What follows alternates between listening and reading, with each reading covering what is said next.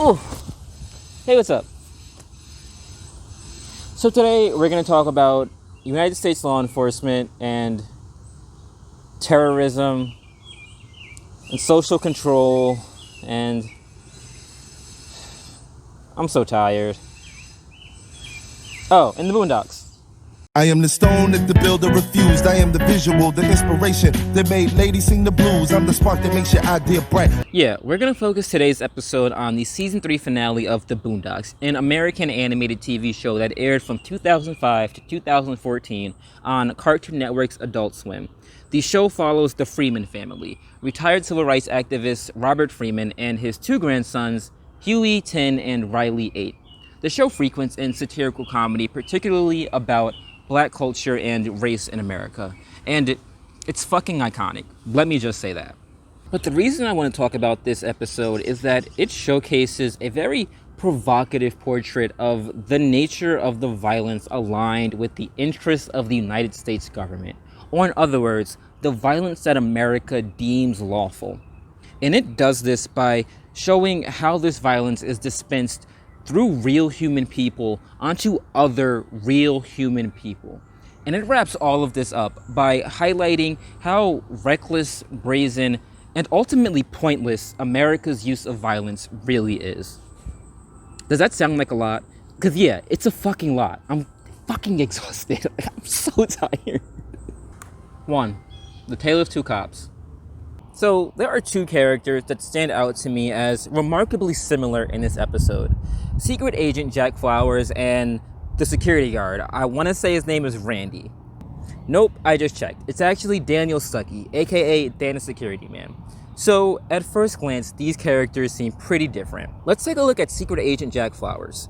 We follow him through this episode as he investigates a terrorist plot to blow up a skyscraper downtown. When he's not in active pursuit of his objective, he comes off cool and calm. He seems to be relatively dedicated to his mission, hunting terrorists, and he seems to genuinely believe that he's doing good. And I don't know how to seamlessly add this next detail, so I'm just gonna say it. He's highly regarded in the counterterrorism community because of his effectiveness as an interrogator, where his signature move is kicking his victim in the nuts. Dan the Security Man, a private security contractor, carries a bit of a different demeanor. We're introduced to him calling into a radio show being racist about Obama. Dan Stuckey. Dan, what's pissing you off today, buddy? What isn't pissing me off today? Let's talk about our president, Buck Obama. Which is mild for a Boondocks character, honestly. I mean, Uncle Ruckus is right there. Anyway, Dan isn't very nice and honestly isn't very good at his job. He locks himself into a building that's about to explode, and he manages to escalate a non-violent situation into violence with people who are only there to save his life. Whatever private security contracting is, this ain't it. Dan seems like a completely different kind of person than the mild-mannered, work-driven Jack Flowers, right? Wrong. I mean, if you look at the choices these men make throughout the episode, if you look at what motivates them and why they do what they do, it's the same character. Look at this scene where the federal government, the Department of Homeland Security specifically, decides it needs to arrest and interrogate 10-year-old American citizen Huey Freeman. Name is Huey Freeman. Homeland wants you to pick him up. We'll have a field team ready in 20. Baines, are you sure about this? Look, I've done bad things in my day. I've killed people. I've also kicked a lot of people in the nuts. But I've never hurt a child. Agent Flowers actually puts up a bit of a protest about the targeting of this child, arguing that he's never hurt a child in his line of work before. But his superior reminds him that this is a terrorist. He's no normal child, Jack. NSA's gonna file on him thicker than a Luke dancer. If he puts up a fight, you put him down. The intel they got out of the last supposed terrorist pointed them toward this supposed terrorist. So use of force is fine. Lethal force if necessary, actually. Now let's look at why Huey and Uncle Ruckus couldn't get Dan to trust them, complicating their mission to save him. I'm giving the orders around here. Who the fuck are you two? Okay, we tried. Now hush your mouth. This white man talking. Hey, wait a minute. You two are the terrorists. I ain't going anywhere. Yeah, he gets word by the news media that these black people in front of him are fucking terrorists, so naturally he fights back against them. However different they may seem, Secret Agent Flowers and Dan the Security Man play functionally the same role in this narrative. They push the plot forward identically. But why? What does this mean? Whom is the Boondocks trying to characterize here? For the longest time, I couldn't figure this out. I literally wasn't writing this script because I couldn't work out what this was supposed to mean. Initially, I tried to cast this as the execution of the powers of the executive branch of our federal government, or more narrowly, the nature of law enforcement. Cops. But this doesn't work precisely because Dan, as a private security contractor, is not an agent of government. He probably works for some private company that has no formal affiliation with the government. He isn't executive power. Eventually, I figured it out. This alignment between Dan and Flowers isn't executive power, it's lawful violence.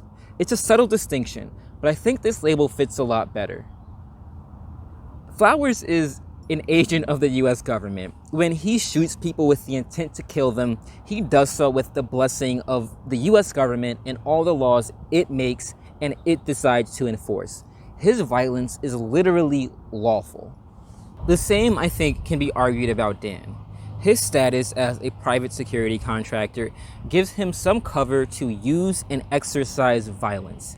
He was hired, probably by Ed Wunsler, the building's owner, to sit in that lobby and guard it. He is given express permission to utilize violence on that property at his discretion, so long as, of course, the use of that violence falls within the letter of the law. Should, say, terrorists invade the building, it is literally his day job to respond with violence. Should anybody walk into that building, they'd be trespassing, and his use of violence could easily be justified in court, in a court of law. These are lawful uses of violence. 2. Lawful uses of violence. So we've identified here these two agents of lawful violence and noted their shared disdain for terrorism. Let's look more closely at this relationship between United States law enforcement, America's primary dispensary of violence, and terrorism. After Flowers' superior tells him to pick up Huey, Flowers and his team raid the Freeman residence. They pull guns on Huey's civil rights activist grandfather and 8-year-old little brother. After this, Flowers catches Huey on the freeway, fleeing in a school bus with Uncle Ruckus. He pulls up on their left and open fires on the school bus, trying to land a headshot on Uncle Ruckus. They struggle like that for a little while longer until finally the fucking military pulls up. Like several tanks and helicopters and trucks and shit. Your tax dollars at work. And we see in the final moments of this scene that Huey is threatened with military force up until the very end. Oh, and we shouldn't forget about this episode's opening moments.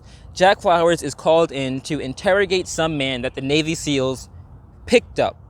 And in order to get his prisoner to divulge information, Jack Flowers kicks him in the nuts, which I'm pretty sure is torture.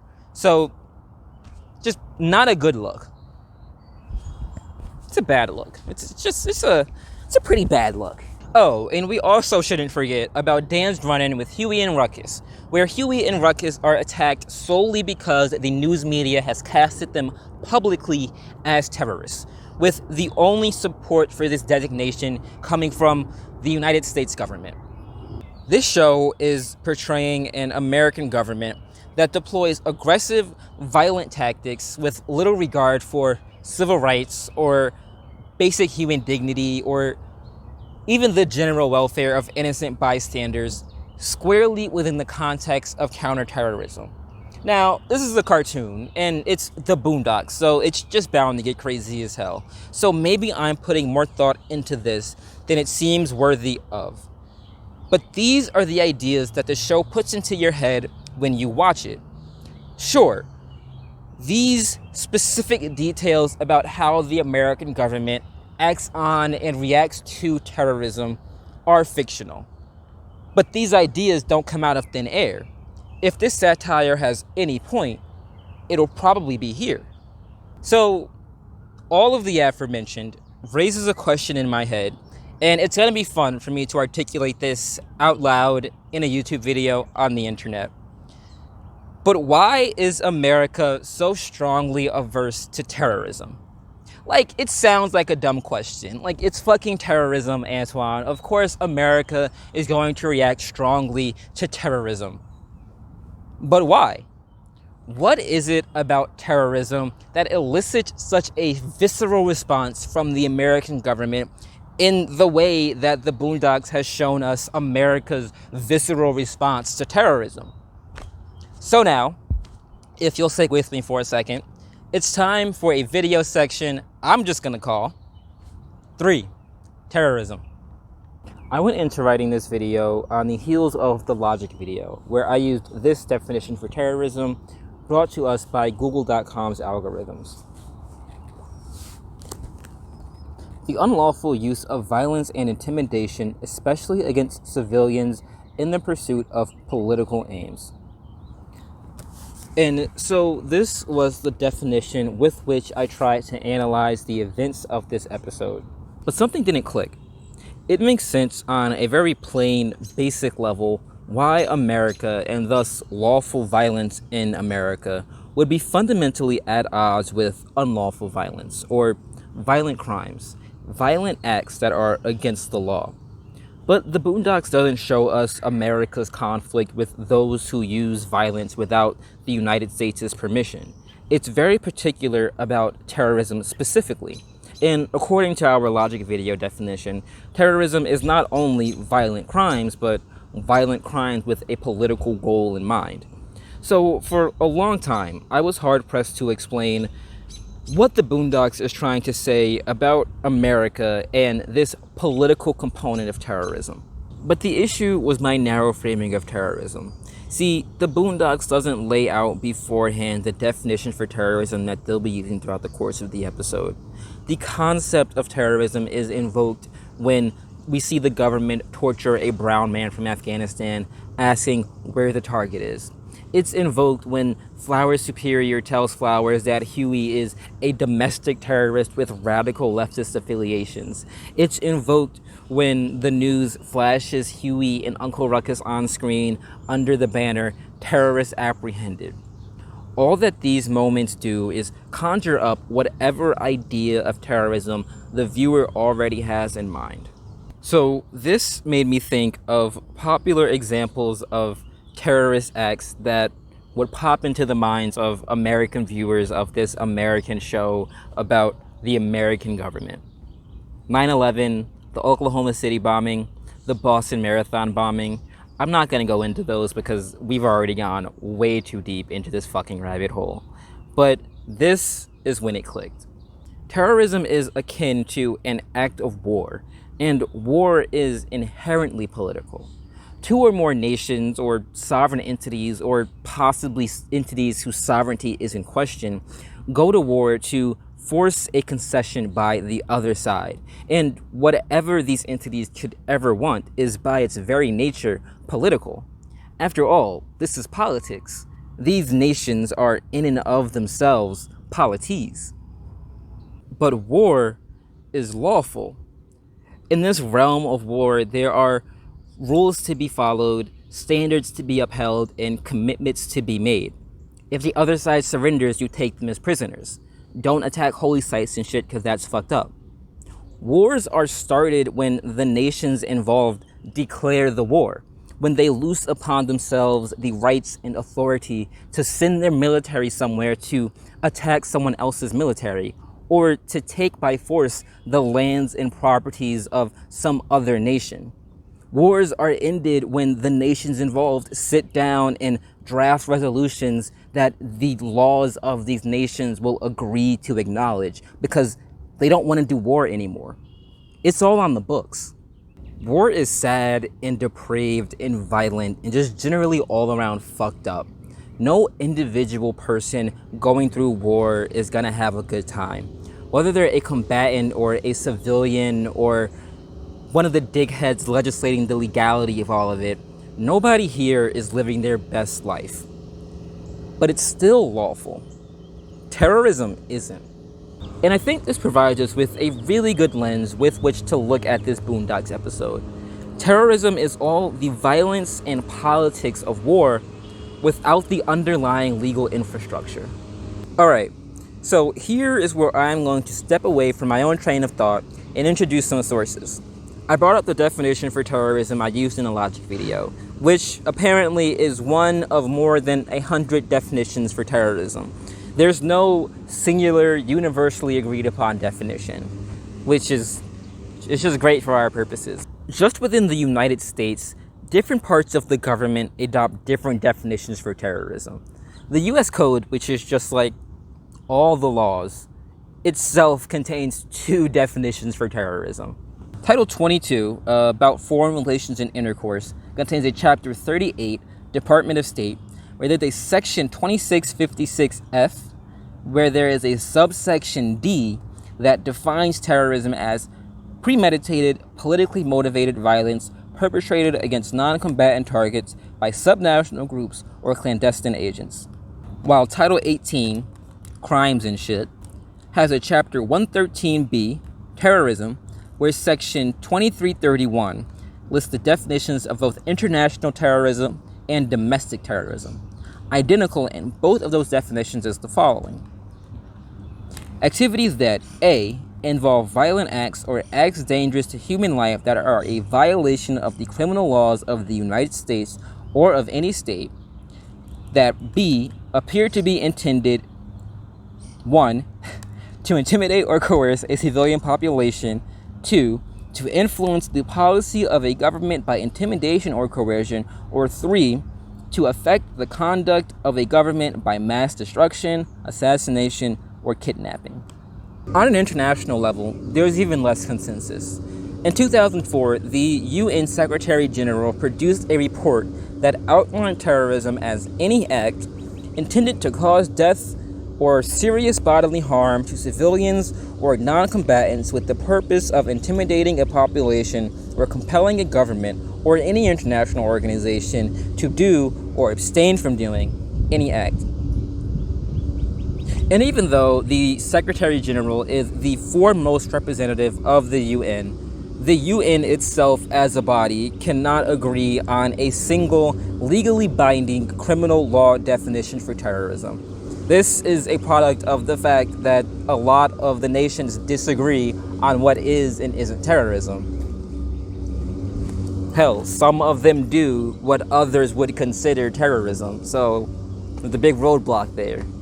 I think what is persistent throughout the definitions and instances of terrorism that we've talked about here today is that there's a massive attack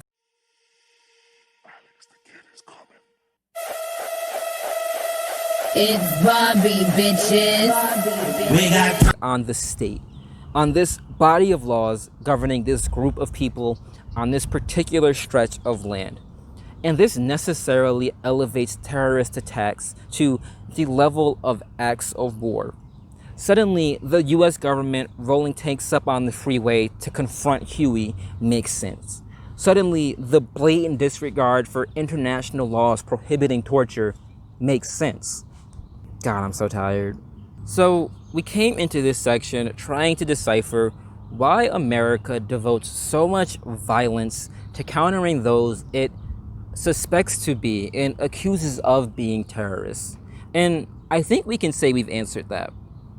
Now, there's a question to be asked here. Is this okay? Do we, citizens of America, want our government to do this? 4. Is this good? So, we probably don't want the government to hunt down and kill 10-year-old boys on busy freeways. But according to the Boondocks, law enforcement needs to take these measures and dispense this violence in order to protect our nation, our ideas and values and sovereignty from those who would otherwise use violence to see those things changed. But in this episode at least, that's mostly bullshit. Huey is not a terrorist with a plot to blow up a skyscraper. The United States is not making anybody safer by sending counterterrorism units after him. It turns out that the plot to blow up the skyscraper was actually orchestrated by Ed Wuncler himself. Again, the building's owner. He sent his grandson and his grandson's friend to bomb his own building with the ultimate goal of intentionally killing Dan's security man. We had Dan the Security Man action figures, fast food tie-ins, video games, a limited edition collectible sneaker line. We had Dan ribbons, Dan buttons, and Dan ringtones. And a feature film starring Jack Black. And all he had to do was die. Dan would then be heralded as a martyr, the man who fought back against the terrorists who blew up Onceler Plaza. All this so that Onceler could sell merch. But this was not only a plot to make money. Onceler also divulges, These are hard times. Americans need inspiration. People want real life to be like in the movies, with good guys and bad guys and black guys, all that shit. This country needed a rallying cry, a reminder of why it's great to be an American. So this whole scheme has been not only a plan to siphon more money out of the pockets of consumers, but also some sort of means of social control. This event was concocted to shape our views and beliefs about the world around us and how we should respond to it. Now we know that Onceler is the actual terrorist in this episode, seeing as how he's behind the terrorist plot. How does the United States react to him? I'm taking you into custody. You have till the count of 3 or I will shoot. 1. More than enough time. Agent Flowers. Jack, it's the president. First of all, I want to congratulate you on the fine work you've done today. Flowers wants to bring Onceler to justice, but before he can do so, he gets a call from the chief executive himself, the president. And after a brief exchange, Flowers stands down. By specifically declining to arrest Onceler, the American government sanctions his actions, signaling that no, what he was doing was fine, actually.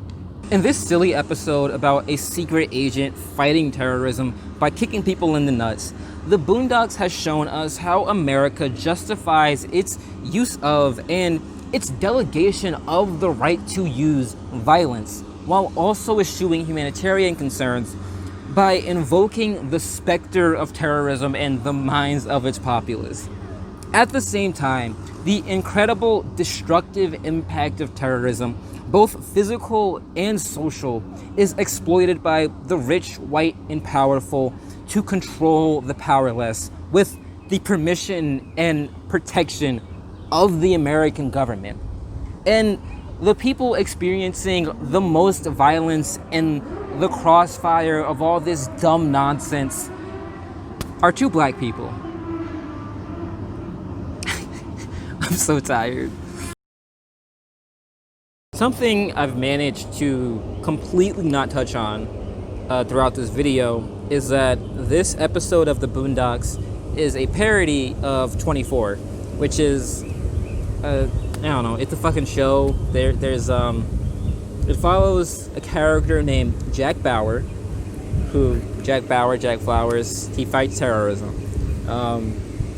Yeah, I've never seen 24, and I wasn't going to watch 24. I looked up the Wikipedia page. Apparently, each episode is an hour long, and the episodes take place in real time. Each episode covers an hour of time in the world of 24, and there are 24 seasons per episode, 24 episodes per season, so that an entire season is the course of one day. And so there was no way in hell I was gonna watch a whole season of 24 to see what parts of this episode of the Boondocks is parody of 24 and not directly satirizing America.